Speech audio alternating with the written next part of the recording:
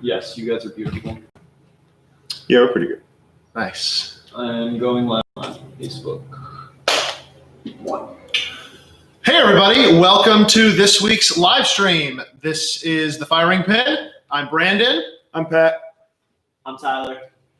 Nice. This week we've got a lot of cool stuff lined up for you. We're going to have Pat in the range doing some drills like live, pressure's on, like there's at least 1 million people already tuned in right now. So we got the lights blaring.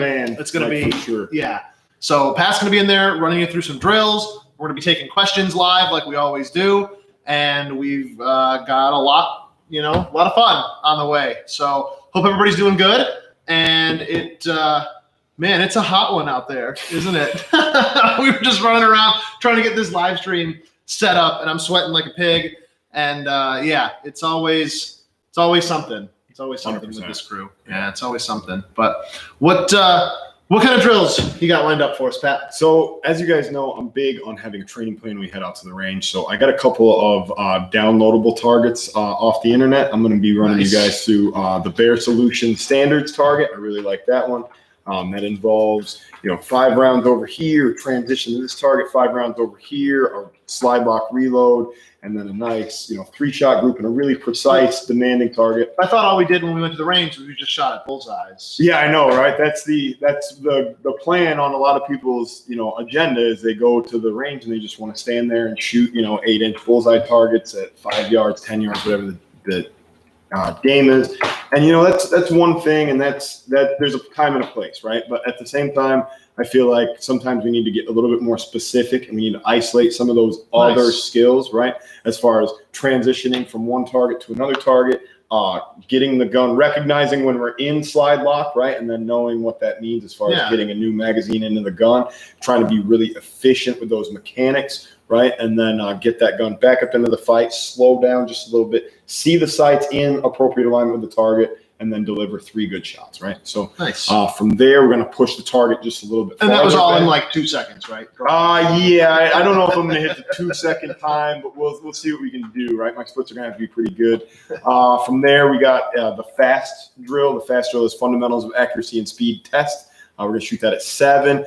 2 yards, slide lock reload 4, or 2 rounds, slide lock reload 4 rounds with like a 7-second par time. That one is pretty quick. Yeah. And then the last one I got for you is called the test. It's just the test. The test. And the test is 10 yards, 10 seconds, 10 rounds. No bullshit, right? Just hit as many points as you can in the allotted time, and just try to be really smooth and accurate while you're doing it. It's nice. And these are things too that, again, you're just going to be going now. You will be downrange, but this is something that someone could just come to our range and just stay in their booth and shoot these drills. You don't have to be at a tactical environment or at a outdoor range or we don't need anything more than what we have right here available to us. And that's kind of what the mindset here is I just want to give you guys something more specific that you can really look at when you're coming to the range, as far as putting together that range plan that fits in with the environment, right? It's still going to be safe to do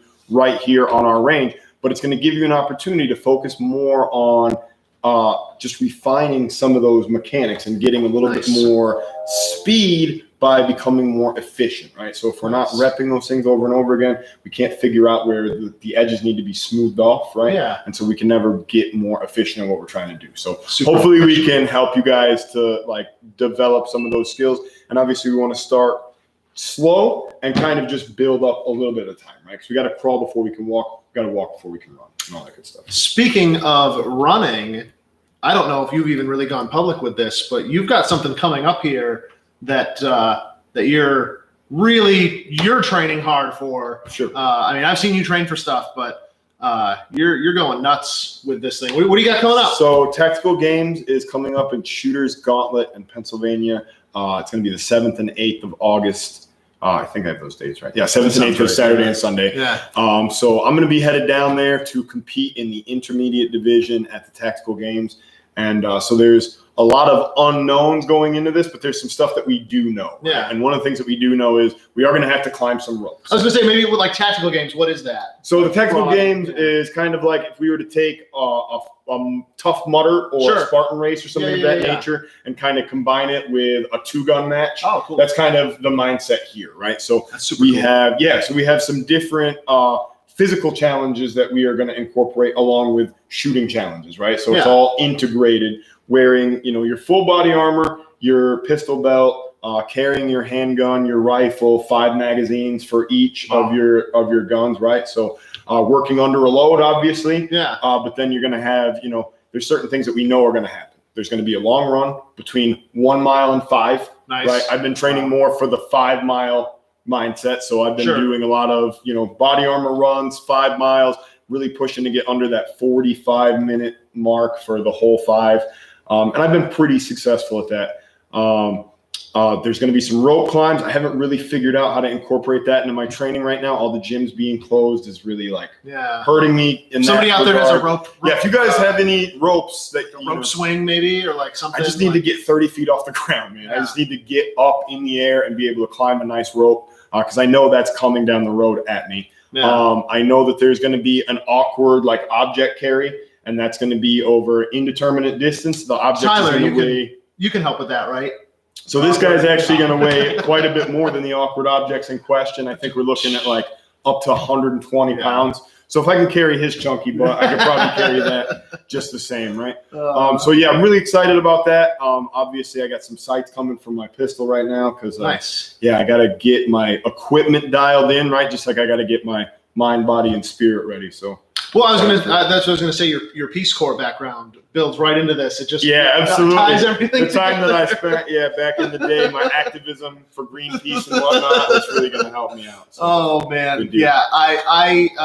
And this is one of those things. If you've not heard of the tactical games, this is one of those things that a lot of not to crap on them at all. There's a lot of competitions where you just pay the entry fee and you're in. You had to audition almost for this.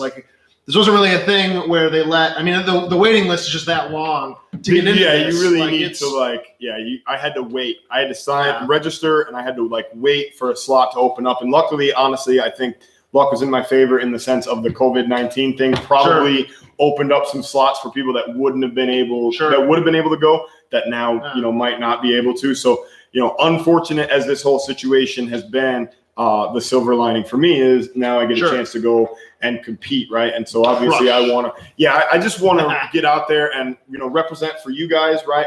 But I also want to make sure that my skills are up to par, right? Yeah, it's one absolutely. thing to be the best shooter in your group of friends, and that's awesome.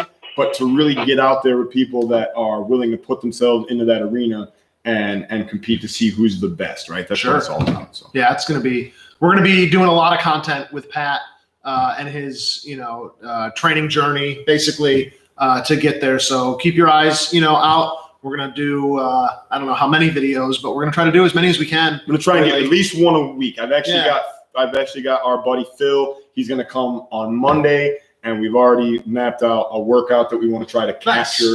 So we're really going to start hitting guys on some of that tactical fitness stuff too, right? Because it's not enough just to be able to shoot a firearm, right? That's a very small part of what we need to be able to bring to the table as that tactical athlete, right? We need to be able to move heavy objects from point A to point B, up to and including another human being, right? If somebody was to get injured, got to be able to make sure we can move them from here to there so that if they're injured, we can get that squared away. We got to be able to move our equipment, obviously. We got to be able to shoot, move, and communicate. And who knows, we may even need to climb or negotiate some obstacles. Sure. Definitely some of the stuff that, again, in the grand scheme of things that we've been talking about incorporating in general here at the firing pin. The radios are one part of it, like we said, one small part. The firearms are another part. But that well-roundedness of being able to, work out in the field, so to speak, is really one of the things that we hope to bring to you. So, Pat, doing these videos and going down this path, we hope you share in that enjoyment and that you let us know that these are interesting videos and things that you want us to do. And it's going to be something that we hope to have you be able to do as well. And you can come out to Polar Wave, once that gets finished. We're still working. Basically, we're just trying to go through the process with the town. You know, it's one of those things where we have the zoning is everything's perfect to do it. It's just, again, with the Corona things, they just, you know, they can't really do public meetings. They can't really have the forums that are required. You know, it's one of those things, if we were just adding on, you know, like a deck on the back of your house or whatever, like, it's no big deal. But this obviously is a little bit more involved. You know, the public should have and needs to have their input on it. So it's just taking a little bit longer than we had hoped. But, you know, a lot of things obviously are out of our control these days. It is what it is. But what is in our control is who gets this. Not this. This thing is terrifying. This is a cluster bomb from Vietnam. Someone donated to our collection. Absolutely terrifying. But this is pretty cool. This is probably a lifetime supply of Hoppies number 9.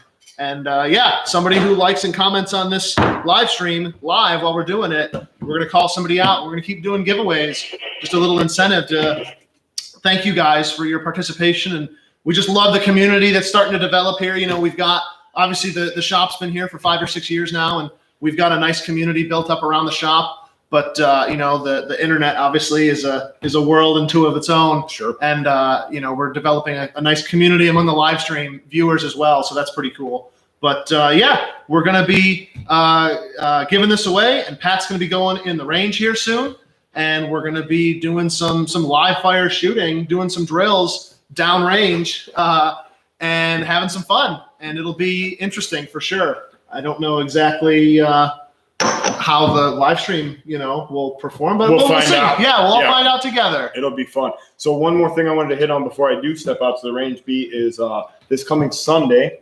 All right, I have we have that training opportunity coming up. So I just wanted to touch base with you guys and let you know we're gonna be looking for 4 to 6 probably volunteers to come and join me here on Sunday morning. Now, here are some of the qualifications that we're looking for. I'm looking for somebody who has a full carry pistol permit, all right?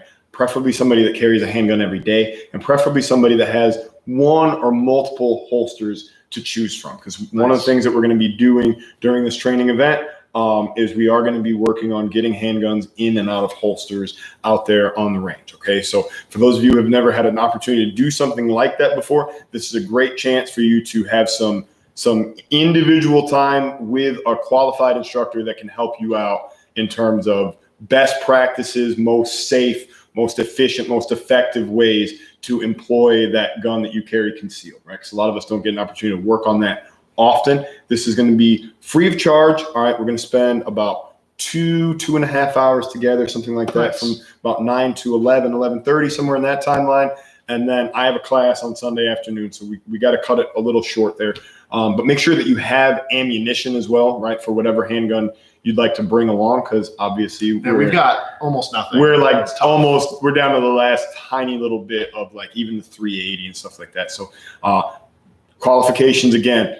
Had your handgun permit for a little while, carry most likely every day, and you have ammunition at minimum, 150 rounds or so for whatever gun you carry. And we'll go ahead and pick 4 or 5 folks from the comments. So comment with like, pick me or something like that. Yeah, we'll go pick me, right? And we'll just, the first 4 or 5 that we identify that have commented with. So what time is it again? Sunday meet here? Sunday we're going to meet here right around 9 o'clock. Right at 9 a.m. 9 a.m. Right, we'll go out onto the range. We're going to start in the classroom. Sorry, correction. Mm-hmm. And we'll do like 15, 20 minutes in there. Just have a quick little powwow. Make sure we got all of our heads on straight. Make sure we got our safety, safety spiel down, and make sure that we have a good medical plan. Obviously, there's risk inherent in all firearms training, guys. Mm-hmm. When I say let's have a medical plan, a lot of people freak out. Why do we need a plan?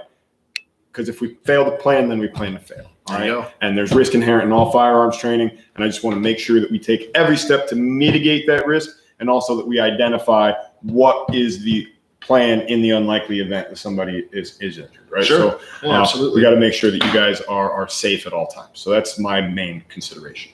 Without too much more delay, I think I'm going to pop out and go get ready on the range. You guys good? We'll keep talking out here. Very good. And Take this radio. we'll hit you up on the radio, even though it's like 20 feet that Even though way. it's We were getting yelled at because the radio was on in there, like people talking and stuff. So everyone was saying, Oh, "Take really? down the radio." It's kind of funny. Yeah, sorry. Yeah, I don't know what I must have the programming goofed up. We've been doing so many different things. That one might be an old programming mode where it's doing that. And I'm not sure. Andrew's out there losing his mind because he can't help us. But yeah, so how's everybody doing? I hope everybody's doing good. We're going to do a little bit of an update, I guess, on the shop. You can see we do have inventory.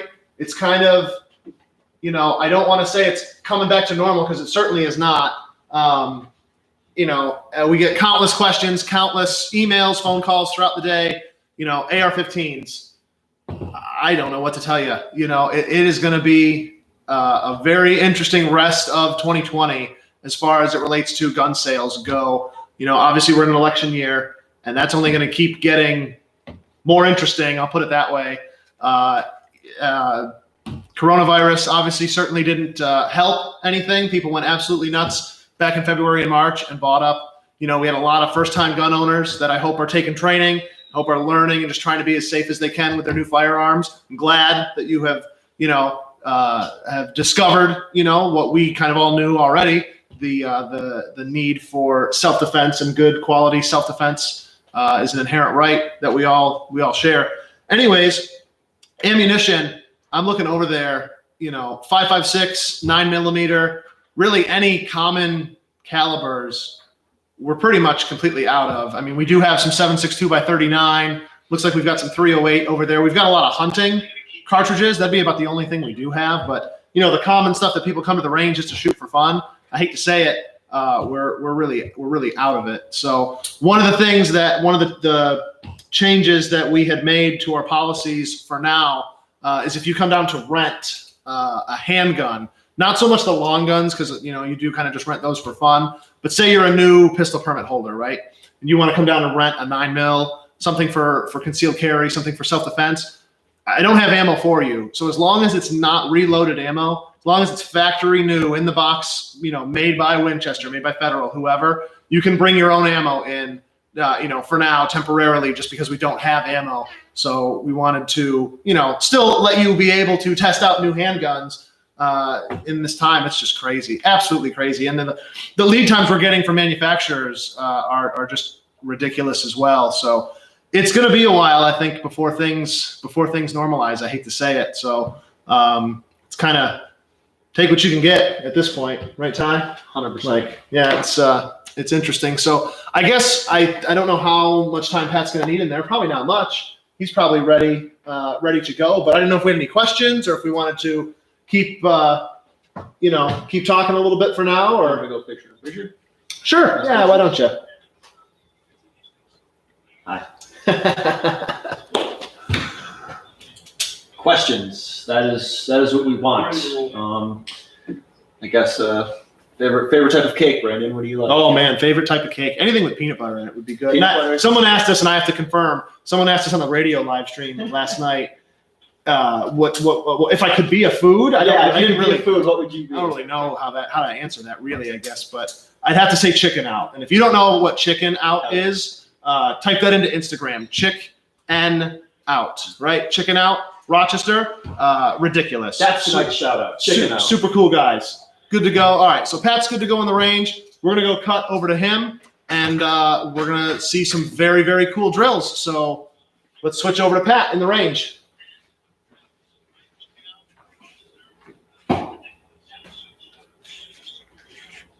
That's my boy. You are live.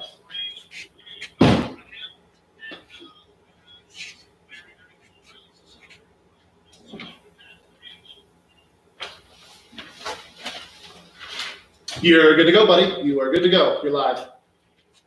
Hey guys, what's going on? It's Pat, and I'm here on the firing pin range. I am in the frame. Hopefully my target is also in the frame as well. So the first drill that I want to show you guys this evening is the Bear Solutions Standards drill. Okay, so again, like I explained out there, we're going to go ahead and shoot 5 rounds on the first target. We're going to deliver 5 rounds to the second target. After the gun goes to slide lock, after that 10th round, we're going to go ahead and insert our next 3-round magazine, and we'll go ahead and drive 3 good accurate shots into the center scoring area on that target, which is just a little bit smaller than the other 2. and we'll go ahead and get started and see how it goes. Okay.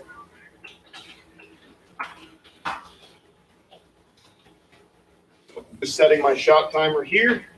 Right. Go ahead and set the shot timer down. Status checks are 3.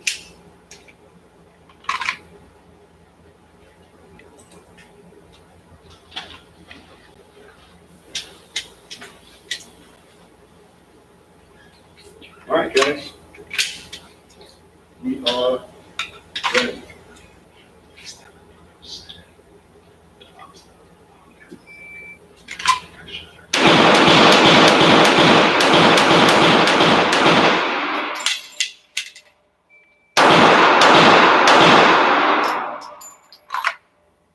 Okay.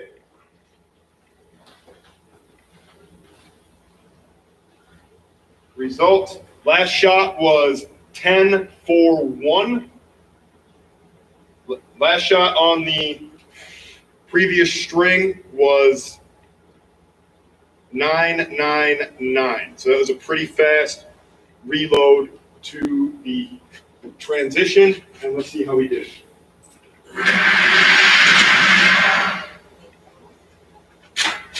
Go ahead and take the target down. And as you can see, 1 line burner, everything else pretty clean. So not too bad on that. Good job, guys. I'll set the next one up and get back to you.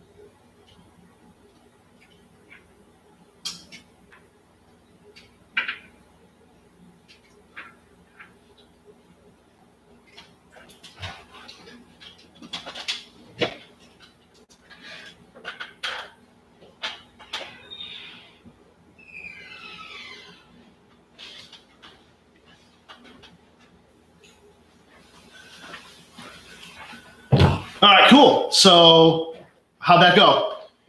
I thought it went pretty well. Could you guys see everything on the stream? I didn't. Yeah, we're out of the loop only because we couldn't hear anything. So. Oh, you didn't get any audio? Well, they did, but we don't. Oh, you guys Yeah, got we okay. just- yeah, I we- understand. I sorry. didn't realize. No, Sorry. okay. Yeah. So 1041 was the last shot. So 13 shots, 12 hits. Honestly, like I dropped 1 on that smaller target. Probably because I was just nervous about performing in front of all you guys. Right, little performance anxiety doing it live. But no, ultimately, like 5 good hits. Nice. Transition, 5 good hits. Slide lock, okay, no problem. You know, get it done. Just make it happen real quick. So That's I'll awesome. watch the video later and see if I actually look like dorked up or whatever. But honestly, like I thought it went pretty well. Yeah. I already have the next target hung. Nice. So I will be in there kind of listening. If you guys want to give me like, 90 seconds or something like that, Sure. I'll give you, I'll be ready in like a minute and a half, 2 minutes. Yeah, that sounds good. That sounds good. So yeah, we did have a question come through. What was the question, Ty? If you can look it up, about the holsters. The guy asked. Yeah, let me In general, I think I can get it. So, Why don't you cut to you and ask the question? I'm gonna go grab something. okay. I'll just get rid of the PIP. Hi. Vincent Phelps. Usually we do questions at the end, but this is kind of like a little lull, so we'll do it in the middle. Serious question. I have upgraded to a full carry permit in 20 years because during the summer, concealment is nearly impossible, and protecting my firearm from sweat, the flood of summer farm work, it's difficult. What handgun/holster combinations not only provide concealment, but protection from the damage of body moisture, salt, and dust? Brandon, I'll have you start with that question, I guess. And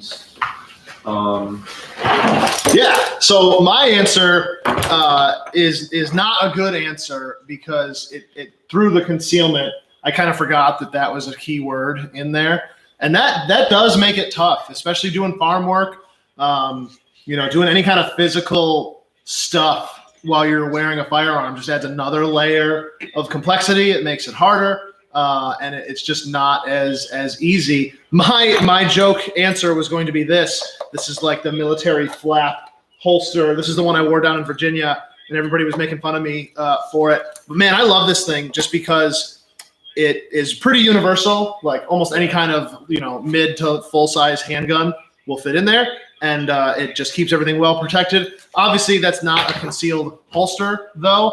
But if you're out on the farm, it doesn't need to be concealed. If you're on your own property, you're good to have it out. That's what I was going to say. I mean, so if it's that might be the answer, even though it's almost counterintuitive, only because you could also get. It's going to be up there in price. These are like 50, 60, maybe $80 if you buy a brand new one. Not bad, I guess. Right. But you go to like a Safari Land, ALS or those are going to be 180. How much are those? They're up there. Like 120 to 180, depending on almost $200. Yeah. So yeah, I mean, if you have permission to open carry, if it's your property, it'd be the way to go for sure. But for the concealed answer, I guess I know a lot of the instructor side of things, like Pat's not going to like this answer, but I would almost go with pocket carry.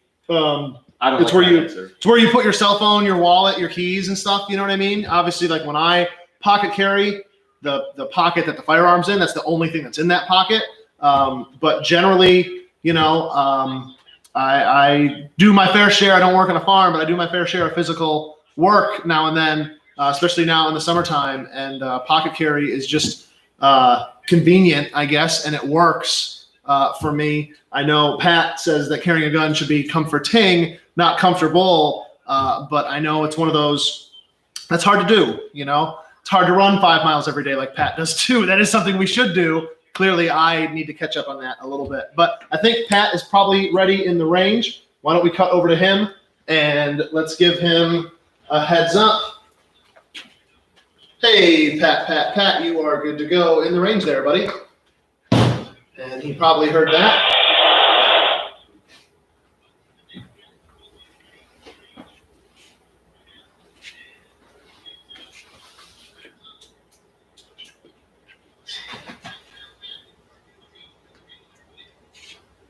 Check, Roger.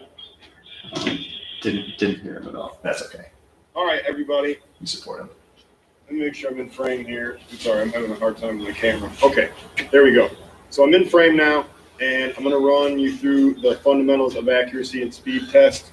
So again, fundamentals of accuracy and speed is 2 rounds into the head box, 4 rounds into the 6-inch circle in the prescribed time. We're looking to do this in 7 seconds or less, okay? So let's go ahead and do that. Matt Walsh. I feel that, buddy. I feel that. Go ahead and get my timer set up once again. Hearing and eyes on. Status checks are free. Make sure I have what I need in the gun. And then... Should he shoot at us?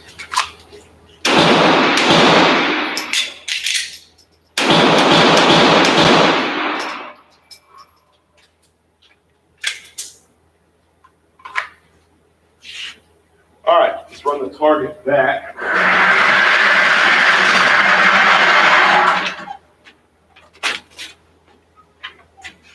So I'm ashamed to admit this, guys, but I lost track of what I was doing here.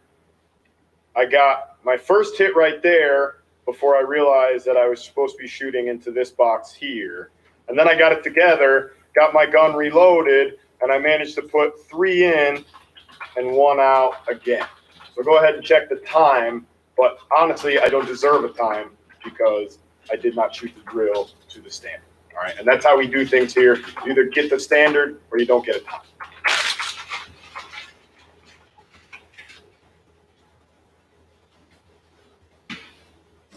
Nice. Nice. All right.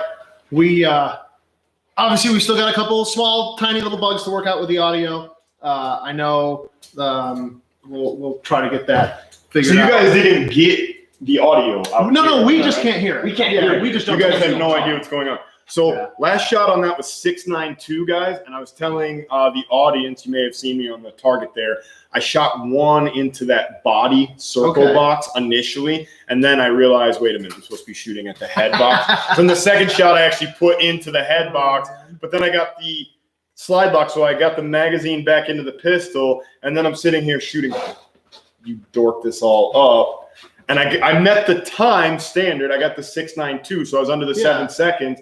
But because of my misplaced shot there, I did not meet the accuracy standard.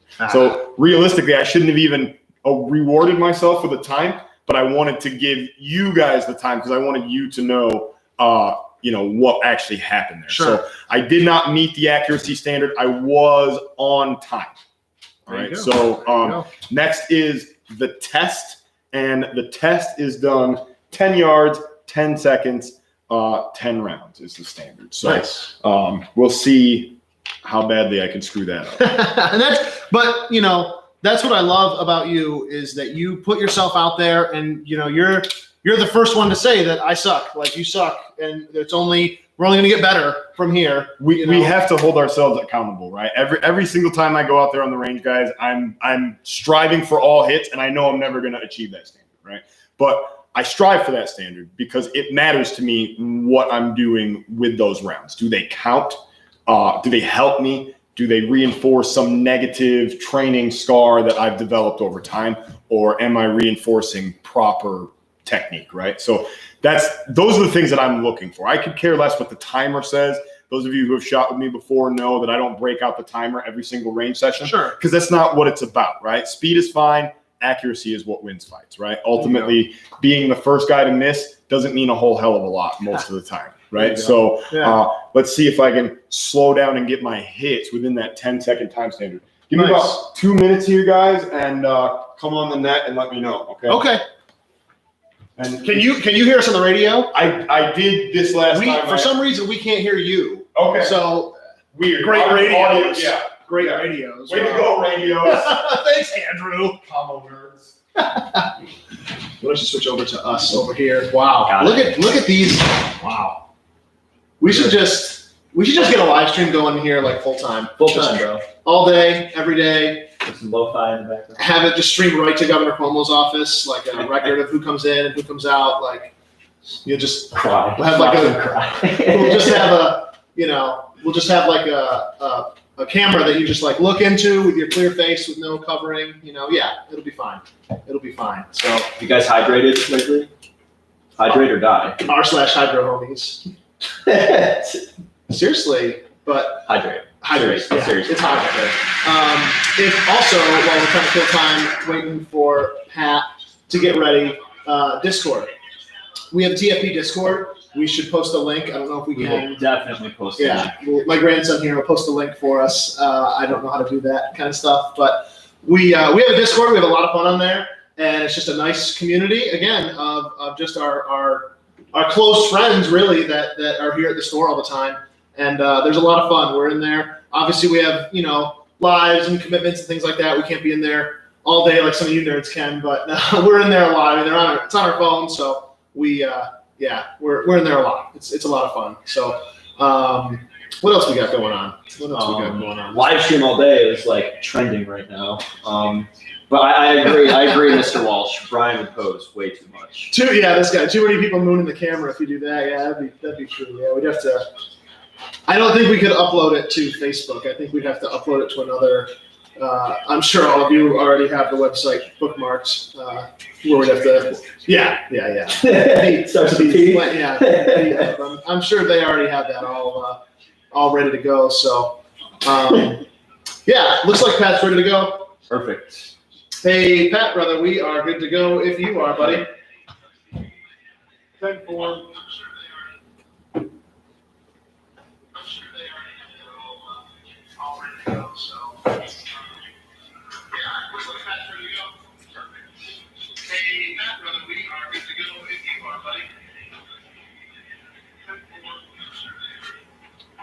Okay, good. Sorry, guys, I got a little bit of a delay here. I can't tell exactly what's going on until I'm like in front of you guys. All right, so 10 yards, 10 rounds, 10 seconds.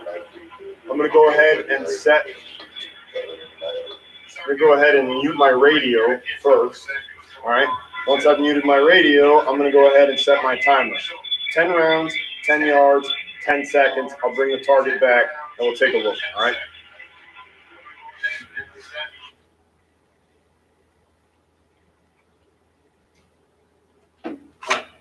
Status checks are free, like we always do.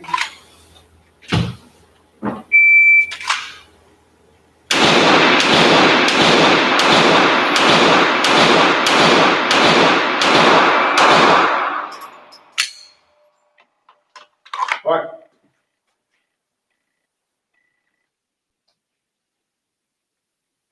Last shot, 896.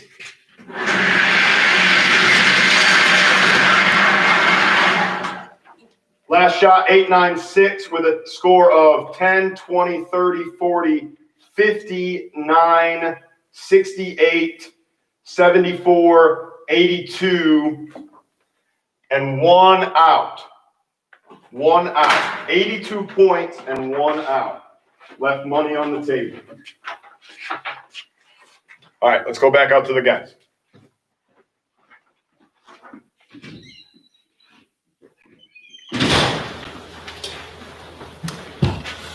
Nice.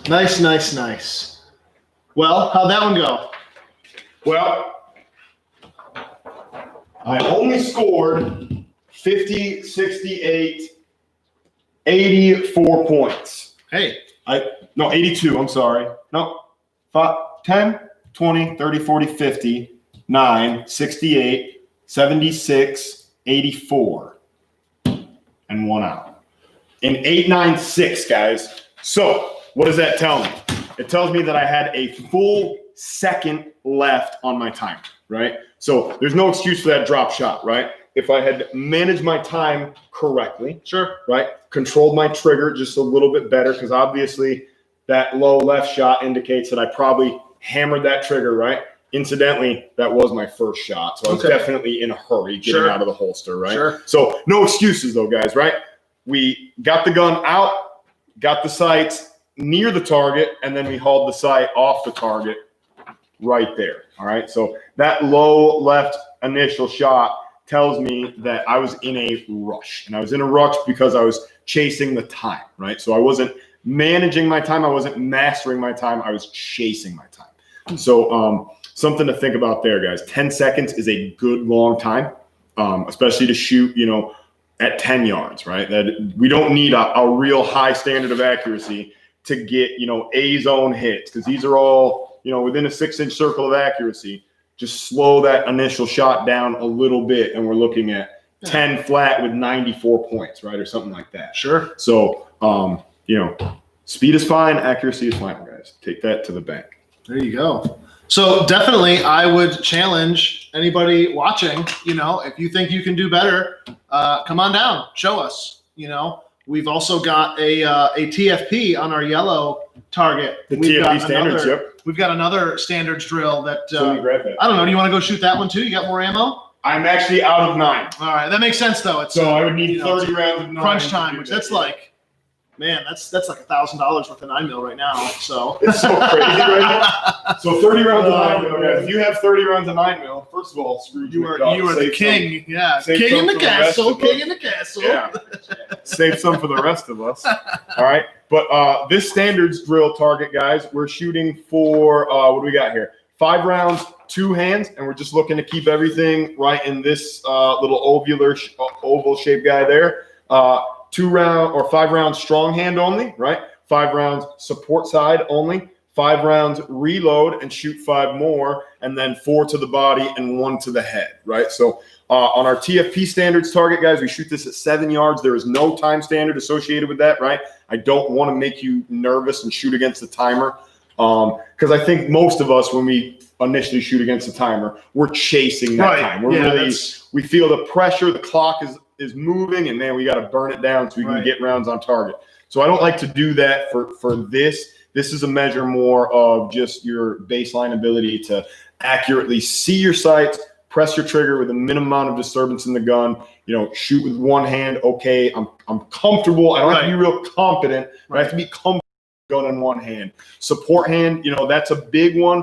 Not a lot of people do that regularly, but if you're comfortable and you're confident with your gun, it's going to show on that target, right? Yeah. If you've never held your gun in your support hand before and you go to do it out there the first time, it's going to show that you're a little bit nervous. Yeah. But at the same time, if you're comfortable and you're confident, then that will shine through overall, right? This is a good baseline if you're not sure if you're ready to take training with us, like downrange training or just any kind of actual live fire training. Sure. This is a really good baseline. You know, come in, doesn't cost anything other than, you know, I mean, you could just come in and buy this target for $1 and take it home and shoot it if you want to, but you know, there's no cost really associated with this drill. And all of the standards here, guys, are right here for you. All right. Yeah, printed on every one of these yellow guy targets. This is something we developed in-house.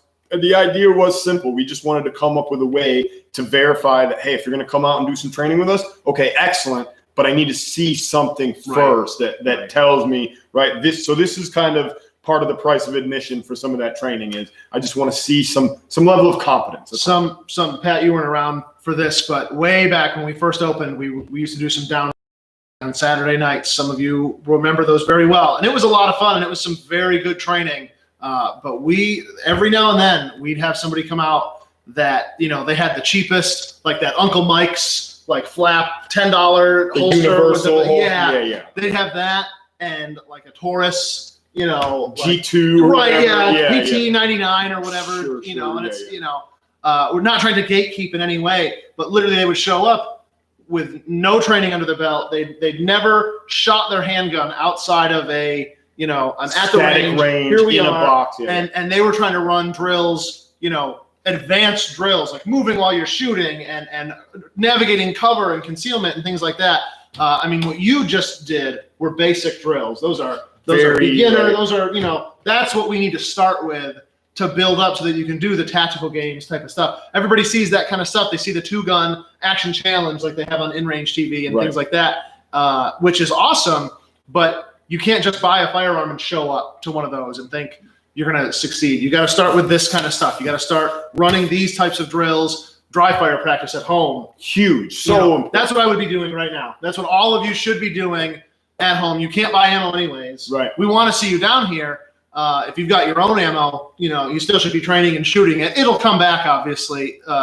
You know, we're getting in ammo all the time. It's just selling so fast. It's hard to get. But dry fire practice, you should be at home doing your dry fire practice. It's kind of the flossing of like the gun world, but like you got to do it. It does matter, right? There is a reason. Unlike flossing, it doesn't matter. Oh shit! Oh no! April, I'm sorry.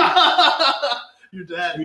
You're dead, man. I wish you I'm hadn't so said sorry. That. So she's not watching this. Yeah, right. I know she doesn't care. So real quick, because you hit on something there, right? So I was in an advanced training class with Larry Vickers 2 years. It was actually 2 years ago. Yesterday and today. Cool. You have it obviously etched into your memory. Well, it was on my memories and Facebook too, but no, so you were hitting Larry Vickers. Yeah, no, I have like his signature on my shot timer, right? So cool. Yeah, no, it is cool. Actually, I need to get it re-signed. Hey, Larry, I'm gonna send that to you. So anyway, he's watching. 100%. Larry Vickers is watching. Hit me up. I'll keep my radio on, maybe. Maybe he's on the G-Mers, right?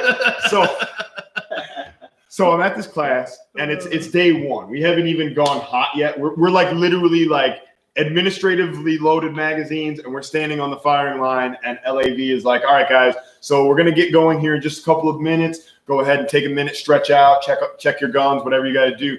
And nobody's got hearing protection on or anything. And a guy, I swear to God, he gets his gun out of his holster, and he just, bang, out of nowhere.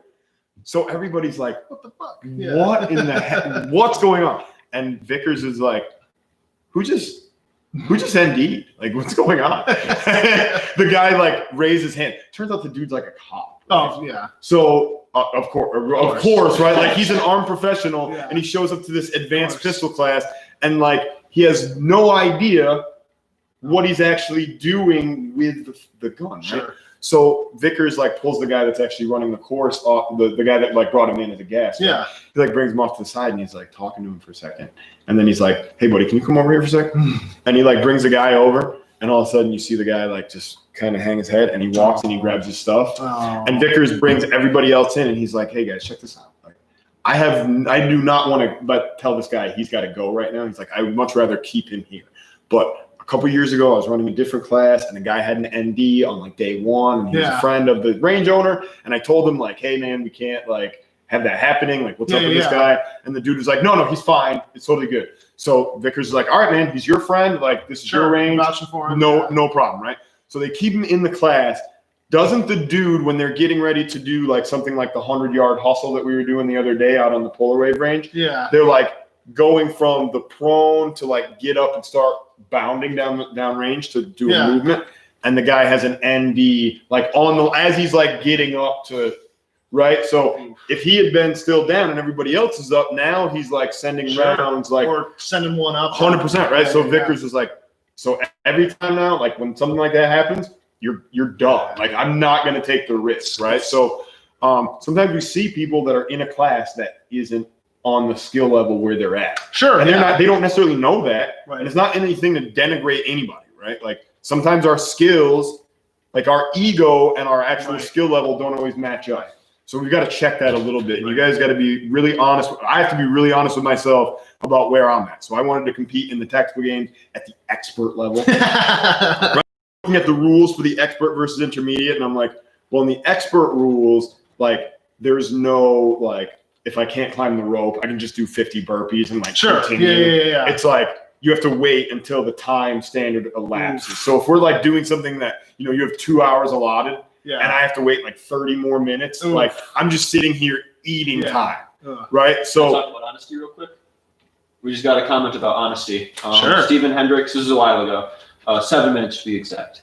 He says, it's great to see a shooter is honest with himself. I get tired of people blaming the firearms. Honesty is the best policy to improve. Referring to you being honest about your shooting patterns. Nice. Yeah, no, 100%. Like, listen, I never will sit here and be like, oh man, there's something wrong with my sights. No, there's something wrong with the idiot behind the gun, right? Like ultimately, whatever's going wrong with my target is happening behind the gun, right? So, and I'm not the guy for you to come and like, oh man, can you like help me with my sight? And I could try, but the first thing I'm gonna do is I'm gonna shoot your gun. Right. And if I can group with your pistol, so can you. Because let's start saving those targets because we'd have a book full. Like let's be brutally honest. If I can group with your handgun, probably it's fine, right? Like, that's always I must say that's one of the hidden joys of this job is being here at the gun counter and someone coming out, hey, my gun is shooting low and to the left, right? Oh, low and left is my favorite. 100%. And it's any one of those. Just they come out.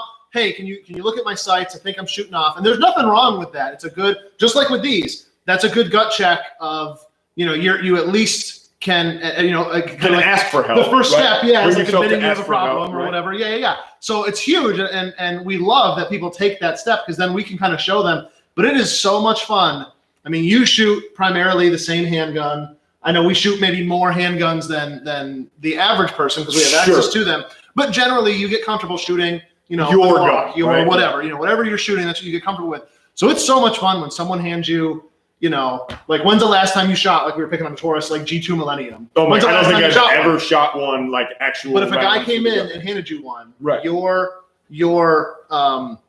base level skills your fundamental skills are there. The It doesn't mechanics really come matter. with me, right? It doesn't come with the gun. You give it, you've never shot that handgun before, and you're going to group them similar to what you just did. Maybe a little bit different. Maybe It's that gonna first spread out one, a little, maybe. that right? first one, you got to feel, okay, now I understand how this trigger feels. Yeah. I'm good with it. But yeah, that's one of those hidden joys is, the guy gives you a handgun you haven't shot ever, or, who knows when's the last time you actually shot one. Right. And you just, you group it perfectly, and it's like, yeah, buddy, it's not. We'll sign you up with a lesson with Pat. You know what I mean? And sometimes they do, though. Sometimes Mhm. somebody will see me do something different, or somebody else do something different, and it's like, well, I want to learn how to do that. There's no shame in that, right? Right. Like ultimately, That's that what is they're for. 100%. That is my job, right? Like if you bring me a handgun and you're like, hey man, can you see what's going on? Is it me or is it the gun? If it's something that you're doing, I'm not here to ridicule you, right? Like my job, I don't get paid to make fun of you, right? I do get paid to point out that, hey, maybe there's some mechanical deficiencies happening that we can help with. We can make some adjustments. But I take no joy from denigrating people or treating you like you're stupid. That's Josiah's. That's actually part of his job. His job description right in Yeah, there. Yeah. we have an employee-only newsletter that we send out weekly just to keep us sane. I'm just kidding. We love every single one of you, Oh my including gosh, Josiah's even you, Tom Ott. If you're love you too, even. Tom's a good dude. Yeah. Well. So what do we have for questions, Ty? Do we have a good amount of questions? We have What's up? some questions what's the rolling up. One of the questions I personally have for this whole live stream. Sure. How are we going to choose our winners? Should we have like a little, like from the shares? Like how do you? Just choose somebody at random. Just choose somebody at random. You don't want to do any kind of like share challenge or anything. I don't care. You tell me. Yeah, I don't You're giving it away. know. I kind of said just some random person, so we'll. So you're either going to have to comment or share for a because I can't just see if you're watching. Right. Yeah. The only way I'm going to be able to pick your name is if you comment or interact with us in some way. I think shares get a bonus. I think shares should get a heavily bonused Heavily weighted. thought. Whoops. You know what I mean? Yeah, because this thing. I mean, you're talking $55 worth of hoppies over here. That's a gallon. Want to have a drinking contest? The most? Not with this stuff, man. Remember the time we like many other men, we keep things in peanut butter jars and old used jars. Remember the time we had a full jar, like a solid Jif container full of hoppies, and we spilled it in the back gunsmithing room and just went everywhere. And we had to have the doors and windows open for it. We were getting headaches just from the fumes of that much, just being out in the open air. For that first moment, you like it, kind of. Sure. It's like I do enjoy the smell you get gas a on you little bit. a little bit, yeah. Right. But too much is too much. Oh, So I just popped open my phone, which is always a big mistake. I should never do that. But I noticed that we did have a question from one of my favorite people of all time, Frank Morbido. Oh my and he gosh. wants to, yeah, I know, right? And he wants to know, where does the white go when the snow melts? So actually, Frank, funny enough, it goes to the skin on my body that's covered under my clothes. Did you see the farmer's stand the other day? That's where the white goes when the snow melts. It all goes onto me, and then. No, it's just a question Okay. to be a smart guy. Go to bed. Is it past your bedtime? I got a question that I was asked a couple times today at work. Sure. Oh God. Do we help with gun permits? And by gun permits, I'm assuming you mean pistol permits. I'm going to answer this one because I'm on that answering train. No, we do not give you pistol permit applications. That is something you have to go to your county clerk to get. In the before times, a few months back, you would walk into your county clerk and get your application. I would assume today you have to, probably Download it, print it off on two pages. It's pretty involved, right? Yeah. As far as helping you guys get your permits, there's really not a whole lot that we can do, right? I mean, unless that you know us personally, if you're somebody out there that's watching that's known me for a year plus and you're applying for your permit in Genesee County, if you're a person that I believe is somebody of good character, if you ask me for a character reference, in all likelihood, I would write it for you, right? If we have known each other long enough and it would be appropriate for me to do that, I would help you in that way. Right, but that's not necessarily a professional service that we would do, right? I unfortunately cannot, even if people that I've known for a very long time At least in Genesee County, I'm prohibited. I don't think Monroe County has that prohibition. That's interesting. I didn't know But that. as an FFL, I'm prohibited from being a character reference, at least in Genesee County, which is where we are. Right. So even, family, friends, and, like your son, when he turns 21, if I've known him a long time, Sure. so I just couldn't, I didn't know that. I would have asked you too, so I'm glad you brought that up. Unfortunately. Yeah. What's next? Any other questions? Classes, man. Some classes questions. We've got a big one coming up, actually. USCCA. Do we have any of the books? Where's one of the books? The books are actually on the back. Okay. We have a class coming up this Sunday, right? July 12th. Sunday, July 12th. So it's online. It's 100% online. USCCA. This is an amazing course. All right. We've talked about it before. First of all, I was so impressed. Pat was a USCCA instructor. Circumstances happen. He didn't use his certification, and like many, if you don't practice and have students going through the curriculum, they'll drop you from it, right? So it had just been a while, and Pat hadn't used the certificate, so it lapsed his instructor cert. And he hit him up, and he was like, "Hey, what do I got to do?" And they were like, "All right, well, it hasn't been that long. It was only like what? It was less than a year, wasn't it? Or A little, just over a year. It hadn't lapsed by that long. So he hit up their training department, and they said, just basically make a video and show us what you got. You know what I mean? Like, show us you can Can still you do actually this. teach the material? Right. And you sent in, how long was that first video you sent in? It's 45 minutes. I had Right. to do a whole section. And they have a committee that watched that entire video. I'm certain that there are other organizations out there, not to crap on any of them, but there's a big national association for rifle owners, Yep. right? And as much as they have done historically and maybe haven't done, that's a whole other live stream that I'm going to start a war here in the comments over probably. But the NRA training, first of all, hasn't evolved since it was written, basically. Christ was a in the 80s or 90s, realistically. it's the same thing. I mean, this looks just like, and I know this is stupid to base your training off of, but just the way this book is put together, I mean, this looks like, one of the top magazines you buy right off the gun rack counter today. The And it's magazine so counter. informative. Like, there is really so is. many good sections. But sorry, I got off track. They reviewed this video. They didn't just, you met the minimum requirement, you're an instructor, renew his cert, whatever. Like, we're all about the money. That's all we care about. They watched that video. They made him redo it. What was it? 3 times? I had to do 2 additional. They videos, were right? nitpicky, and it was a good. It was frustrating at the time. We were kind of like, It's really taking so much time. seriously. But it was one of those things. Again, it just gave them some credence, and it really More credibility on my side. absolutely, for sure. absolutely. So this is a really legit organization. We're doing a class. It's a 3-4 hour course. It's about 4.5, give or take. I don't, I'll tell you guys right now, I don't push to get the shortest course, right? Sure. Like, I am not about, I'm required by the USCCA to teach this course in a certain way. I have to hit certain slides, and they're stringent in their requirements again. So I have to make sure that I'm teaching this curriculum the way that it's made to be taught, right? With that in mind, it takes some time to get through all of the material, but the material contained in this book is worth your time. So if you're looking for a shorter course, hey, by all means, go and take a shorter course. But here's the deal.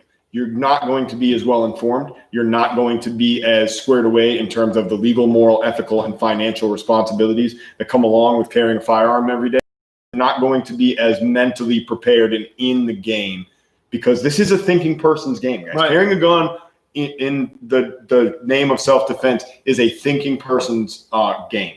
And I really encourage you guys to do your due diligence, understand what are your rights pursuant to that, but what also your responsibilities, guys, because it's not just I have a gun and now I can go and do whatever I want to do that I couldn't previously do because I did not have a gun, right? Like, that's not. Now nobody can mess with me when I go to Wegmans. Now I'm the strongest guy in tops. Yeah. Like, I can drive however I want now. yeah, like, let's calm down a little bit and let's be a little bit more. I would say we need to hold ourselves to a higher standard. Absolutely. Right? We need to really evaluate our conduct. We need to really evaluate the way that we're treating people just in general, right? Because when you carry a concealed firearm, you are petitioning an officer of the court for a special privilege, right? And I'm asking them for an additional responsibility. May I arm myself in the unlikely event that I need to have a weapon to defend myself and my family? right? And when I do that, I do that fully with my eyes open, that I know exactly what the expectation is as well. And I encourage everybody out there to get informed. 12 July, we have this class coming up on the Zoom.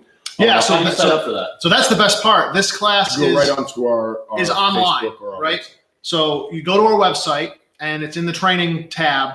It should be one of the first things when you scroll down on the training page. USCCA class, and it's pay for this course. You just click on that button. You're paid. I'll send you the email with the Zoom link, and you'll be ready to roll on Sunday. Yeah. Alternatively to that, we have another in-person class, 26 July. We're trying to do that. We're limiting like 12 or 15 in the classroom for social distancing reasons. Probably going to be 12 on that. Yeah. So Is right it now, same class. same exact class, So you can do it online same length too, of time. I could theoretically do it online on the 26th. I really want to do it in person. Just in person. Okay. The online classes are okay, Yeah. but number one, I don't get the same interaction. It's true. I don't feel like I'm as engaging. Not that I'm not as engaged with you guys. I'm not as engaging on camera as I am in person. Believe me, I'm way better looking. If you get the closer you get, the better this becomes. No, I'm only teasing. But in reality, like, I do think that the curriculum deserves to be taught in person. Sure. Right. I think Sure. it's valuable enough. So that's the way that I prefer to do it. So Yeah. on the 12th of July, we're going to do an online one. 26th July, we're planning to do one in the classroom. So this course is designed, obviously it's concealed carry. It's designed, and it highly speaks to obviously carrying a handgun day to day. But I would highly encourage any new gun owner, just because it says handgun and it talks about concealing it on your person, you could still apply everything you learn in this course to a shotgun or a PC carbine you keep at home for home defense. And they have some specific information in there that's tailored to like developing a home protection plan as well, right? Sure. So not everything we're going to hit within that book is necessarily geared toward being out in the street, right? And castle doctrine definitely Right. applies here in New Right. York, right? Use of So- force, all that Right. kind of stuff. So there's a different set of rules that apply when we're at home versus when we're out in public, and we talk about that here. And we also talk a little bit about like home defense firearm basics as well, right? Because for a handgun, I want it to be concealable so I can keep it on my ready to go. But if I don't need to conceal my firearm, what am I looking for in terms of like a home defense gun? Because Sure. if I don't need to hide it, then I have a whole bunch of different options that are available to me that I wouldn't for concealed carry. Sure. So if you guys are interested in learning more about this class, call me. I'm here at the store Monday through Friday. And you can also get on our website and sign up for the class there, or you can hit us up on the messenger or whatever. Facebook page. Yeah, should use Facebook an event page. on our Facebook Whole bunch page. of different ways you guys can reach out to us. We'll always help you out. The class, again, is $50. And again, for a 4+ hour course, you're barely paying over $10, $12 an hour for instruction. Pat's normal rate is $65 an hour for like one-on-one type of instruction. So you're definitely going to be getting a value. You do not need to have the book, okay? The book is not a requirement for the course. Right. The book is $30, and you can get the book if you want to. We can mail it to you, if you're not going to be able to come down and pick it up. We still have quite a few of these, don't we? I've only got like 5 left. Really? Yeah, we Wow, need to order okay. some more. We Those books ordered are, what? there's only 20 in the box. Okay, So 20 came, but we're already almost worked our way Let's through. order some more. We got to get some more books. It's a good thing too, though. You can just buy the book too. You don't you obviously should pair them together. That's the best combo. But you can just take the course. You can just buy the book. If you've already got a permit and you don't own some book like this, there's a lot of good great book. information. Yeah. I mean, if you guys want to come, and we always keep one up here by the counter so you guys can kind of check out like what's actually in there. I love talking about the USCCA's curriculum because I do think it's really good. I spent a lot of time previously, trying to build up my own course. Sure. And having something right there that's in that, really professionally presented format with glossy photos and, really well edited and great, great curated information in there, right? It's shaved off so much work on that side for me. Yeah. So I really like them. And we are going to be doing the multi-state course as well because we have the supplements that go along with this for Florida and stuff like that. So there's more stuff coming out on the horizon as well, right? So definitely keep abreast with that stuff. I was just going to say too, we met the founder of USCCA, Josh Josiah, and myself went to a NSSF the people who put on SHOT Show. We went to a conference that they did out in Colorado and he was like their keynote speaker. I can't think of his name off the top of my head. Michael Martin, right? There you go. And he came out, and you could just see, just like how people see our passion for it. You could just see it. And he told a very similar story to what a lot of you have. Of he wasn't raised around firearms. He did not have the background that a lot of us take advantage of or take for granted. Sorry, Right. And he just wanted a way. He wasn't happy with what other places offered. The NRA just wasn't for him. There really wasn't a good resource for the modern concealed carry holder. So he founded that up really just again out of the passion to protect his family and his loved ones, and it's grown to this national organization. It's pretty impressive. Yeah, really impressive story. They're a great group of guys. Like I said, I've worked, hand in hand with their remediation team to make sure that my credentials were, in order and all that stuff. Kevin Michalowski, I met him at SHOT Show. I've never met Michael Martin in person, but I've met, multiple other members of the organization, talked to them via the phone and online and stuff like that. Great support. I actually used to sell their insurance before it was outlawed here in New York State. So dumb. Unfortunately. Which is stupid because that's one of the things that New York State is trying to push and make mandatory. But when it's voluntary, you can't, it's illegal. The way that they're going to mandate it, though, is you have to buy it from the state or some state-approved organization, right? So Cuomo's cousin is going to get percentage, right? Like, if they can't get rich off it, guys, they don't want you to have it. Right? So Mario's got insurance. Right, yeah. Cuomo bros, fucking whatever, right? So, Ty, what else you got for questions, bro? I guess this is more of a training question. Multi-state. Board for that. I don't have anything on the calendar yet. Follow up with us in a week or two. We got to put our heads together and come up with. We're gonna have to move some things on the calendar a little bit. My schedule is like it's been tough, obviously, with everything going on. It's just one of those things, and same with like adjusting our hours. Like now we're open Thursday, Friday, and Saturday. We're open till 7 p.m. now, and it's. I hate to sound like a broken record, and obviously you've heard this from everywhere else, but Corona just really threw a wrench in everybody's plans in every way possible. So we're trying our best. We definitely want to do it, especially that we can do it remotely. It does make it a lot, I guess, easier to get more people in the class because, like you said, with social distancing requirements, we can really only put like 10 or 12 people in the classroom. And that might even be a stretch. I think we probably could. I think 12 is good for 6 foot. Yeah. But having you be in the comfort of your own home, like you said, it's never going to be as good as in-person training, but it is an option and it works. So, but yeah, multi-state, it's going to be a USCCA course. 100%. It'll be the same course. We'll just add a live fire element and the supplement. Yeah. So there's a couple different little supplements that go along with this that are specific to the states. And there's some letter. We'll go over all that stuff. Nice. What else you got, Ty? While I wait for some more questions to roll in, I guess I have a little bit of a silly question. Throw it out there, man. I definitely don't ask on Tinder ever. If you had to fight, would you rather fight 100 horse-sized ducks or 1 duck-sized horse? I think you switched that around. 100 horse-sized ducks. You got 100 duck-sized horses. 100 little duck-sized horses. Little duck-sized horses. Or 1 big duck. 1 really big duck. 1 huge duck. I think I'd go with the little ones because I could like kick them. Like I could just keep kicking a horse. And you know what? I'm gonna go giant duck because that big shit don't scare me. 1 and done, man. That's what I'm saying. Oh man! But the scary thing about a giant horse-sized duck is ducks have teeth, man. They have like little sharp teeth, don't they? That's correct. That would scare me. Yeah. A giant horse-sized duck with teeth. I feel like no matter what, this is terrifying. Yeah. Are the tiny horses like they can't be as fast as real horses? So I'm trying to think if I could like be proportional. Trying to think if I can outrun a duck. So like I think you could outrun a duck, but could you outrun it if it was the same size as a horse? Oh man, this is tough. You see what I'm saying? Yeah. You can't use a gun either. I mean, that's too easy. Yeah. Let us know. I mean, yeah. What would you do? This is real scholarly. This is. I can't believe this is a debate we're having in front of people. Right. So, do we have more questions? I did get a real question while talking about all that fun stuff. Bullpup designs, benefits and pros and cons, I guess, of a bullpup. Oh, the weight distribution is so bad. It must be so bad. This is tempting right back here. Yeah. It's one of those things like I want to love them. It's like on paper, they are a great idea. It just they just haven't.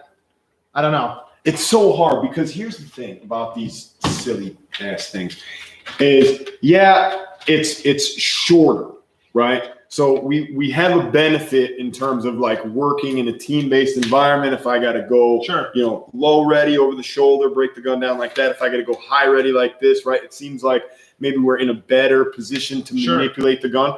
But the weight distribution of the gun really throws me off, right? The fact that with this one, I can't swap the ejection like I can with the Tavor. So this design to me is a little bit outdated. But then I get the Tavor in my hand, and that trigger somehow is even worse than this one. That was the thing I was going to say. Like the triggers are just dreadful. The weight distribution sucks. Malfunctions. I'm just not smooth with manipulating the gun. I guess I haven't trained enough. So it's probably more of a training issue specific to me. But I just hate them. I look stupid running these things. Yeah, I mean, bullpups have really just never had a good. I guess this one doesn't really have a bad reputation, but like the British, what is it? L96 or whatever. Those have a terrible reputation. They're really bad. Or the L85, whatever it is. Yeah. Terrible reputation. The FAMAS, from all accounts, is a good gun, but nobody.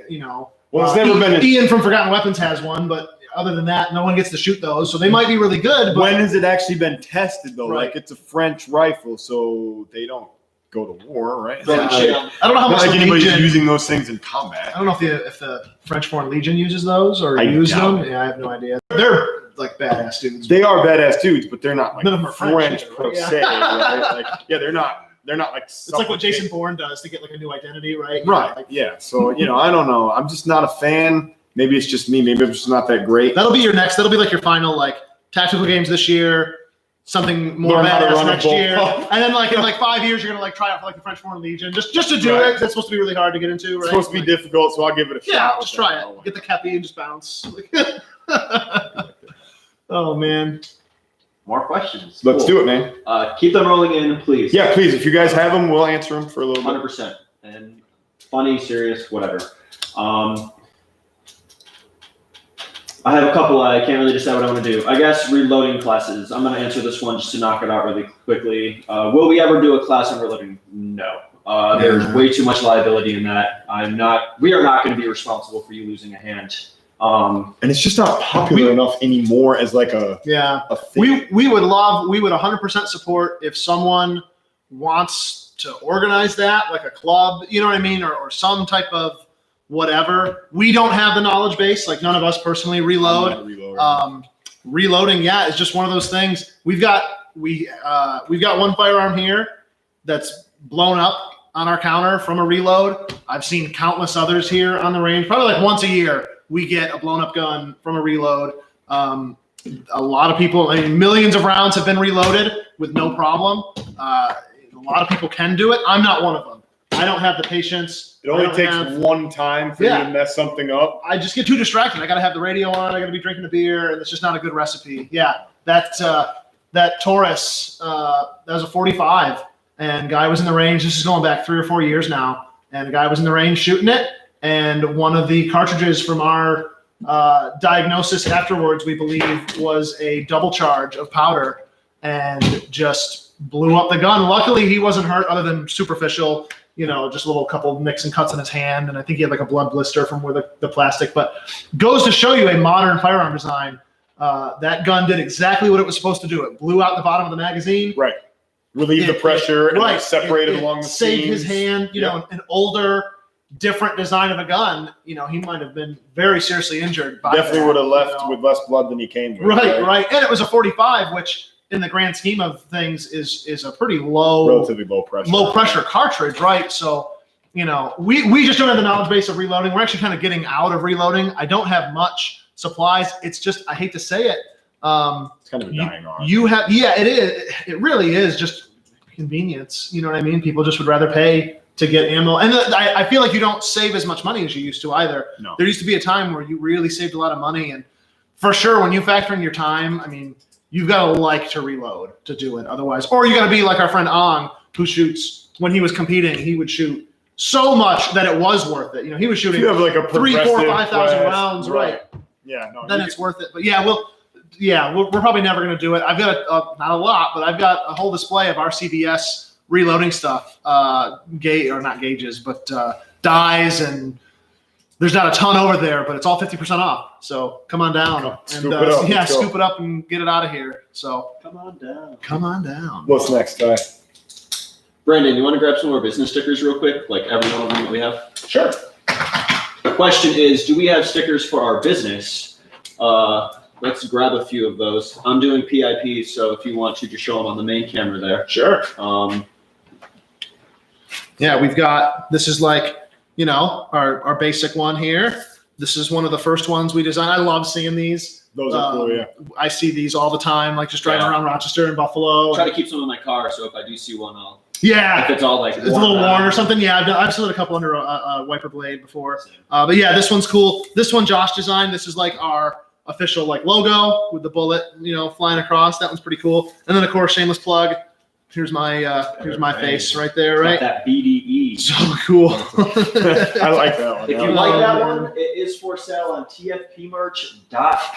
If you go to that website, you can get all of their branded. I think the one of Brandon on there is my favorite because he's because you just your smile. You look so happy holding that gun. I'm like, exactly how anybody holding 50. right, how anybody holding a 50 cal is supposed to look. Right. You're lucky that picture was from early in the day. Before you were like, me, yeah, you'd seen like 2 or 3 p.m. Brandon. No. What you got, buddy? Stickers, Rostov. Shooting without a concealed carry license. So long guns all day, right? Yeah, I mean, renting, when you I say guess.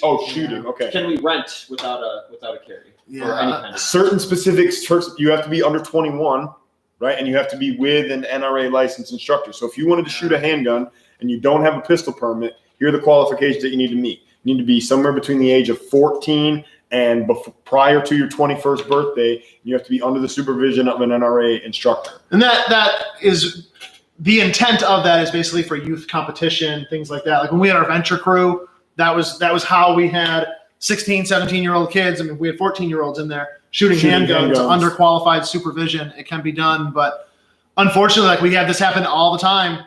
You know, I come in with my wife. She doesn't have a permit. Can she shoot my handgun? Legally, no. And it puts us in an awkward spot. You know, originally, and we get this question asked a lot. Oh, I used to be able to. And it was one of those things when we first opened, we just kind of didn't say anything. It was plausible kind of deniability, right? You know, and I'm not. I don't know. I want to choose my words very carefully. It's a lot like when you come in here. I don't check to make sure you have a driver's license. Like you drove here, you clearly are supposed to have one. That's not really my responsibility to make sure that you have one. Generally, when you come in, we don't ask to see your pistol permit. You know, that's your responsibility. We reserve the right to, of course. This is our establishment. And we obviously want to make sure that you guys are protecting yourselves as well, right? So be very intelligent about what you're doing, where you're doing it, and who's around you. Right. Would be my main guidance on that, and then just take that for whatever it's worth. Right. Yeah. We would never tell you to break the law. Obviously, we love the law in New York State. We thank the government for allowing us to live and breathe their air. If it please the crown. Yes. Make sure you pay your property taxes. But, it's one of those things. We hate it. We don't agree with it. I think, we should be like every other state and, you can own and possess a firearm without needing a permission slip from the crown. I don't personally believe you should need one to carry either. I think any of those hurdles that you put up only hurt innocent, law-abiding people because the criminal's going to do it anyways. They don't care, right? They don't go down that checklist of trying to be legal like you and I do. So, and the financial barriers are typically in place to keep poor people from being able to access. Right? When we think about like the Sullivan Act and what it actually was designed to do back in 1911, I will look you right in the eye and tell you that all gun control is racist and or classist. Absolutely. Right? Because when the Sullivan Act was actually introduced, the thought process was, well, we need to keep these Italians from being able to get handguns. Right? Yeah. So they actually made a law where you have to be a citizen and you have to have a permit in the state of New York. And that was the Sullivan Act in 1911. And the reason that they did that was to put A financial barrier, right, in place to keep poor people from being able to get firearms, and B, put a citizenship barrier in place to make sure that the immigrants couldn't get guns, right? So ultimately, like, I don't believe in any of this. Right. I think those barriers are the Gun Control Act of 1968, setting up the federal firearms licensee system. The entire reason that the FFL exists was because of black people carrying firearms. right.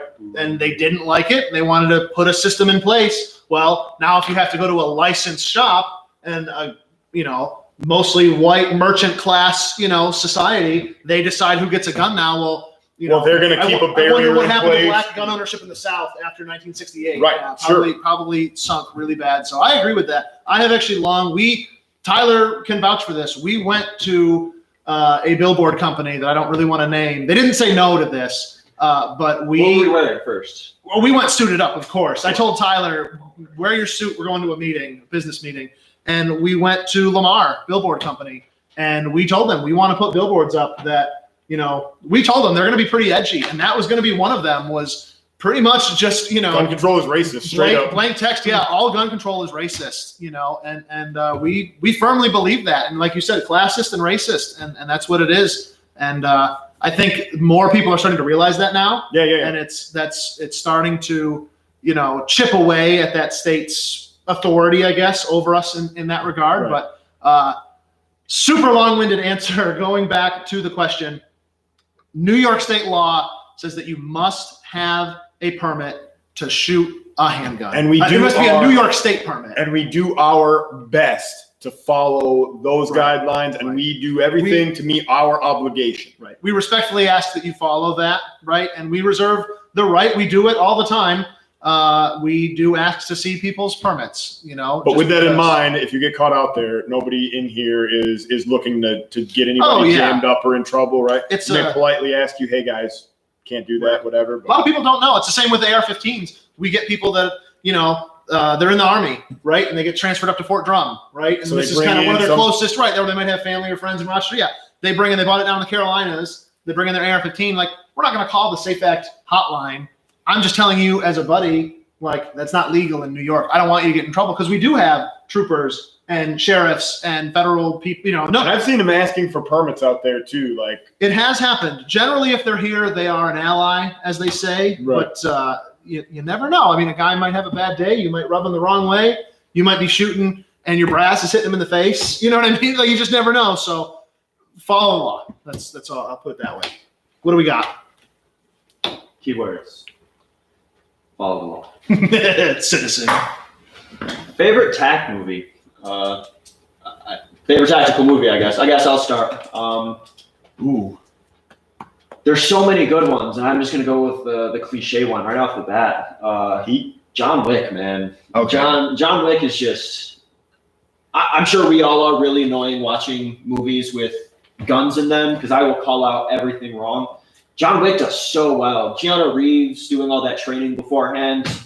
I'm a huge fan of all the firearm manipulation and tactics in that movie. Pat? But for me, it's either Heat or maybe Sicario, right? Both those movies had excellent gunfight scenes. The actual manipulations were smooth. If you look at Heat, the way that they're actually applying cover and move, right, and peeling and all of that good small unit tactics shit that I really love. I think Heat is really good, and I think Sicario, outside of a couple of minor instances where I would have done things a little bit differently, or maybe, if their consultants would have been a little bit more switched on, they would have said, hey, maybe you don't come in this room on full auto, because full auto isn't really controllable, right, when you're coming around a corner like that, or whatever. But it looks cool on the movie, right? So, but both those movies were pretty doggone good. When you said John Wick, man, I'm going to be straight up honest with you. Corey, my buddy Corey Candrilli is going to hate me for saying this. I've never seen any of those movies, and my buddy actually helped make all of them. Oh, really? Yeah, my shirts with the logo on. Yeah. He was wearing one on the set of John Wick 2 when they were in production. You have to watch those. I have a confession to make too. I've never seen those movies either. What? Yeah. Guys, let's watch it sometime. We'll sip some bourbon and viewing party maybe or something. You're gonna make fun of me, Ty, because it's an old movie. I would say The Longest Day, which is an old World War II movie. Yeah. You and your old movies. I know, such a classic though. I like that one. I like the scene. It's about D-Day, World War II, right? So the paratroopers, they had those little clicker things, little kids' toy that would like click, click, click, click, right? Yeah. And so it's like challenging. Yeah. So they wouldn't have to talk, they wouldn't hear, whatever, right? And there's this scene where this German guy, like, there's an American soldier, and he click, click, and you hear click, click, click, click, the response. So he goes, "Oh, I'm so glad to see you." And then he gets shot down by a German, and you're like, but he gave the 2 clicks, and you think the German like stole one of the things and like figured it out, and then you see the German just work the bolt, click, click, click, click, and it was like they made the same noise. Yeah, and it's like, ooh, like, did that really happen? Your mom, Brandon. Oh, great. Hi, Mom. Your mom says to ask about Taekwondo and Keanu Reeves. Oh yeah, I have no idea. Did he train in Taekwondo? Your mom, literally, and I quote. Yeah. Ask Brandon about Taekwondo and Keanu Reeves. Did you Taekwondo kick Keanu Reeves? Maybe I did. Maybe at some point in time. I know she's probably. You know what she's probably thinking of is she's probably thinking of that I used to train. There's a really nice martial arts school in Batavia run by a family. It used to be called Kane's Taekwondo. That's what a lot of people will know it as. They changed their name, rebranded a few years ago to Refuse to Lose Martial Arts. So another lifetime ago, I don't, generally bring it up because I haven't trained with it I think I haven't trained in more years than you were training or whatever. right, It's been that long, but I would say up until like when I went away to college, I practiced Taekwondo over there at that school. So I am a 2nd degree black belt, I guess, and it's not one of those things that like you lose, I guess. But I haven't trained in so many years. I would be a white belt. It would have to you'd have to take some time to relearn, right? I should definitely show up to your Brazilian Jiu-Jitsu school, strutting with my with my black belt from Taekwondo. Yeah, that sounds like a really solid really plan. well. I think when the gym is back open, you should come on down. Yeah. We'll see what happens. Tyler, I think we still have to do that experience with Tyler. We won't go all into it. Yeah. But Tyler still owes us. Hey Grady, if you're watching this, you need to get this guy into the gym. We'll talk offline. We'll roll. We will. Yeah. Roll. We'll talk offline. Who wants to see? I got a question for everybody. Who wants to see Tyler get pepper sprayed in the face? Hell yeah. We're not going to do it right this minute. Not Maybe we will. Go get the thing. Hold him down. But one of the things that he's been asking us like almost a weird amount. Yeah, Right? it's getting weird. But yeah, Tyler wants to do a series on pepper spray reviews. Getting sprayed, getting sprayed and just letting you know their effectiveness, and maybe we get like an airsoft gun or something. Maybe we'll like spray him and make him do a drill or something. See how effective he can be, or spray. We'll get some pads. We'll get those like foam things. We'll like mess with him and try to pull his pants down. See if you can still fight when you're all incapacitated. Well, I went too far. Sorry, went too far. Nerd. You guys hydrated lately? You should hydrate. Oh man. Hydrate or die. What else we got? I feel like we've been questions. Now I want to get pepper sprayed. Come on. Sorry. You got to trigger me with that. How did we get into the firearm business? Brandon, your story. I should let you start with that. Yeah, definitely. Sure. Yeah. So typical American boy. I'd always been into cowboys and Indians and guns and stuff like that. And I've always been involved in scouting. So did BB gun at Camp Samwood. Many of you probably went there. And then when I was old enough to do rifle shooting, when I turned 12 in the Boy Scouts, I started shooting 22 rifles and just instantly fell in love. I think the first time I pulled that trigger, the gunpowder, just that smell and everything, I was hooked. And I convinced my dad to take me right after summer camp. We went down, it's no longer in business, but Sheard's gun store in Bergen, right down the road from us on 19. We bought a Marlin Glenfield 22 for $64. I still have it. And I was joking when we were over for the 4th of July. If we dug up and sifted through all the dirt at my parents' house, we could probably get $10,000 worth of brass just from the 22 shells. I mean, there's almost a noticeable little hump of, I would just sit out there in the summer and I would burn through those old. They used to sell those 525 round bulk blue things of like 22. Thunderbolt or whatever. Yeah. And I would just sit out there. I would get a box and I would burn through it completely, and then I would come inside and be done. And all right, I need another one. And burn through it. So, anyways, always been into guns. I was going to college at St. John Fisher, and I saw that Gander Mountain in Henrietta was hiring, and I went in and I applied, and I got hired, and I worked there for 3 or 4 years. And that entire time, working at the gun counter, people came in and said, "Oh, I wish Creekside was still open. Oh, Creekside was the best." And they'd been closed at that time for, almost like 15 or 20 years by then, I think. And just still, though, there had never been an indoor range with a gun store like this attached to it in Rochester. And that idea just kept sitting in there and brewing and brewing and brewing. And then we went and did a machine gun shoot, or I went to a store, that was down in Virginia that rented machine guns. Just saw like a business, like, wow, this is a thing. And it was super popular, and it was just the coolest thing. And came back home and wrote a business plan and presented it around, and here we are. So that's super cool. Yeah. What about you, Pat? So I was born into a family that, like, my dad was a gun guy. My uncles on his side were gun guys. My mom is like somewhat into guns, right? So I was always around them my whole life. I started shooting when I was, I think, 7 or 8 years old. Nice. And the first handgun that I ever fired was my dad's 44, right? Nice. And so I immediately, I loved shooting handguns, but I was very afraid because obviously a 44 is a lot when you're a kid. So I remember pulling the hammer back and shooting single action that first shot. And my dad had the target for a long time because I actually cut the X-ring in an old NRA bullseye target with my first shot. And then the next 5 were just barely hanging on the edge of the paper, right? Because now I'm terrified of this gun. But so it was when I was 8 or 9 years old. Wow. And then my dad, he would always tell me hey, if you bring home a good report card, then we'll go out and we'll do some shooting, cool. Right? Or so that was kind of a little reward system, right? When I would have, things were going well and I was doing what I was supposed to do because I was badass as a kid. That was what I was So they went shooting twice. Right. So I never got to shoot a gun again, ever. No, but so that was my thing, right? Is I was into guns. And then when I became a little bit older, obviously I went out and started to get my own guns. And then I joined the military when I was 22, I guess. And so then from there, obviously you get exposed to a lot more cooler, bigger, louder guns. And then I became the armorer for my unit. And then I was the arms room NCO for my unit. So I was always at the ranges. I was always running the training for my battalion. And that was back in 2008 and 9. Okay. And so that was when I really realized I want to be involved with training. That was my thing.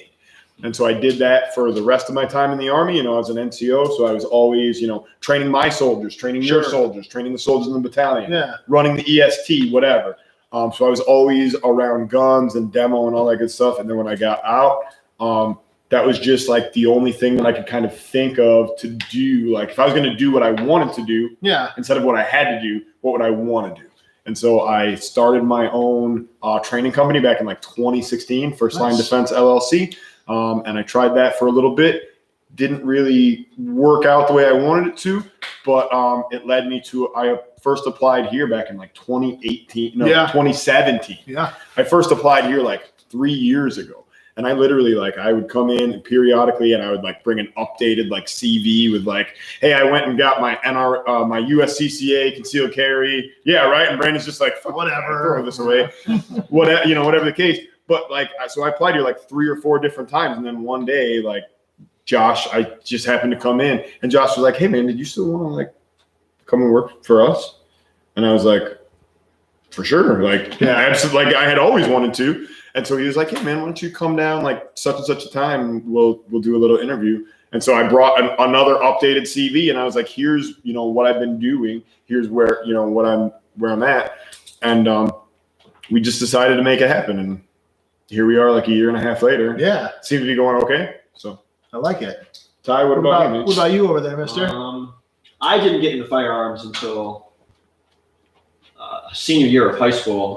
Firearms have been in my family forever. It's literally in my blood. My great grandfather owns a gun store off Elvinar Road, which is off of Lyle. in the city of Rochester.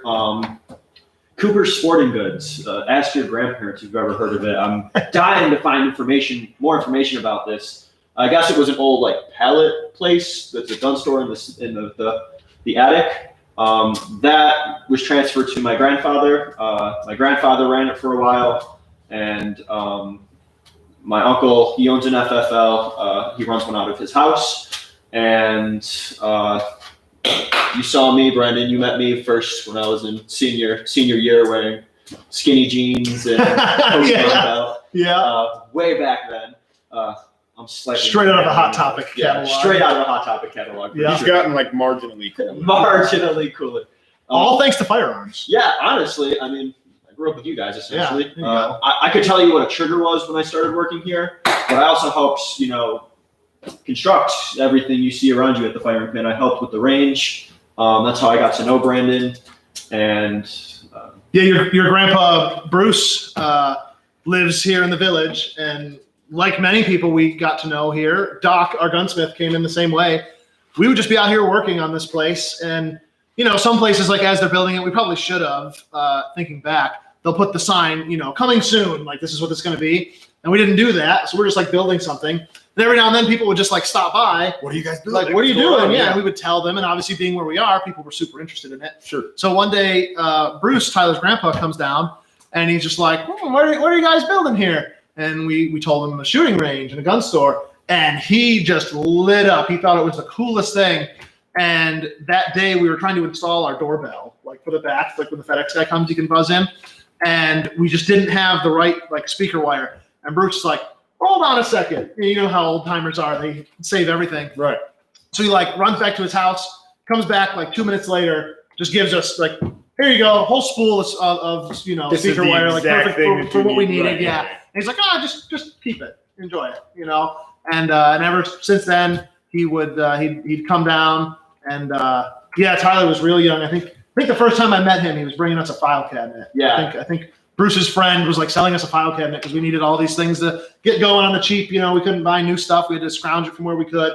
Pulled me out of PlayStation. Like, hey, help me move this. We're gonna go do. Remember if you ever see Gran Torino, the Clint Eastwood movie? Like, there's the young kid that he's trying to like show him how to be a man. Like they take him to the barber, right? They just like horribly racist, like mean things to him. That was Bruce. That was your grandpa. Was just like Ronald Reagan, like America, like. Shut up! I'm not going to say the words I want to say. Pull yourself up by your bootstraps. Shut up and just a true American man that you just don't see as much, and it's kind of a dying breed these days.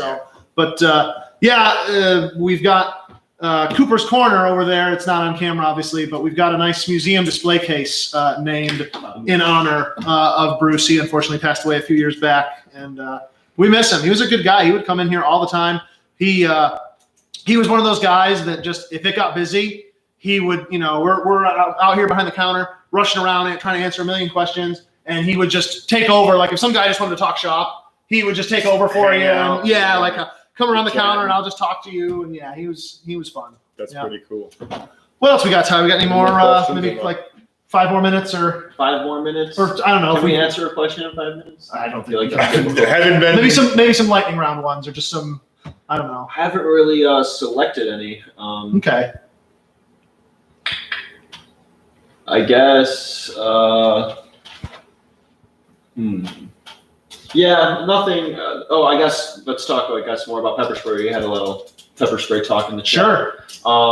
Pepper spray does last a little bit. I got pepper sprayed recreationally for a class project.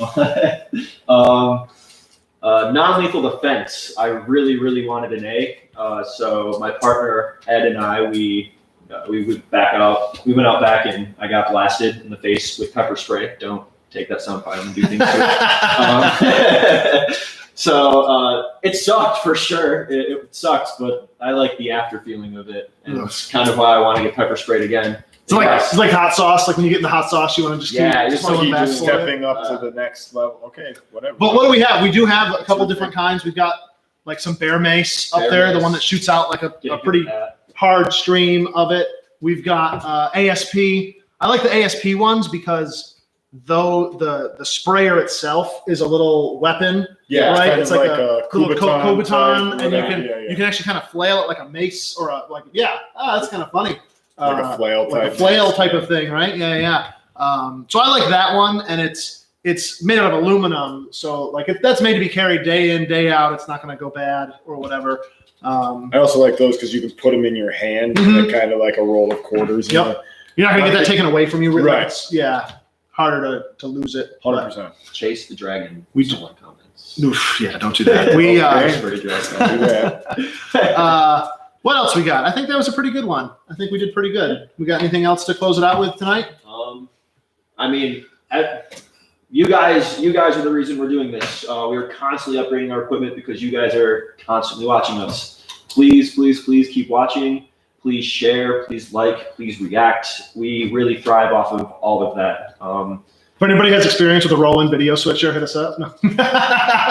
Just kidding. Yeah, for all you AV geeks out there, Yeah. we may need a little. We just want to learn more about it. It's hard to, It's hard to learn about it if you're not actually using it, and it's hard to use it outside of the context in which it is There's a learning used, curve. right? So Right. we're working to get better for you guys. So please bear with us a little bit. We'll keep going. The audio should hopefully be a lot better. We got some good equipment finally in for that. Some good high quality audio stuff. So that's good shit. Cool. Awesome. I guess the giveaway. Do you want to go off of? Do you want to do that? Do you want to do like a Facebook post tomorrow about? Yeah, we're gonna go through and digest the comments and stuff because we didn't I didn't get to read them. Pat really didn't get I to read haven't them. seen anything. Tyler only gets to read like some of them because he's doing a lot of other things over there too. So if we you're- will go through. Someone will be either tonight. We'll put it out there, or in the morning we're gonna put the post out of who's gonna go away with this. And you're still time, I guess. That gives some other people too. Maybe somebody didn't get to watch this live maybe per you didn't see se. the stream until now, right? Right. They go through and watch it. Live comments, live likes, you get bonuses. Oh yeah, absolutely. Yeah, So- if you were here with us, obviously that means you because we liked can it, see that so. too. It'll tell us Yeah, like 100%. who commented. So have a good night, everybody. We love you. And I guess one last thing. I know we put this out there. I'm just going to kind of squash it now. I know we kind of promised that we're going to be doing full auto shoots, like full auto Friday, the last Friday of every month. There's no way. I feel like if we get a pallet of ammo in, Right, with we've not ammunition ordered, supply being what it is. I just don't see how we can do it. I mean, we've only got 9 and 40 cal machine guns, and we just can't do it, right? Even if we had 5.56 or anything else, Yeah, we can't. we gotta make some 243 Winchester machine Maybe guns. we'll just get a Tommy gun and 45 ACP. There you go. And, Ooh, 45 gap. We got a bunch of that. oh yeah, turning Glock 37 full auto. That'd be fun. Fun for everybody. Awesome. Ty, why don't you close us out, I guess, and I love you we'll all. see ya. Stay beautiful. Great job, or thanks for watching, guys. Great job, everybody.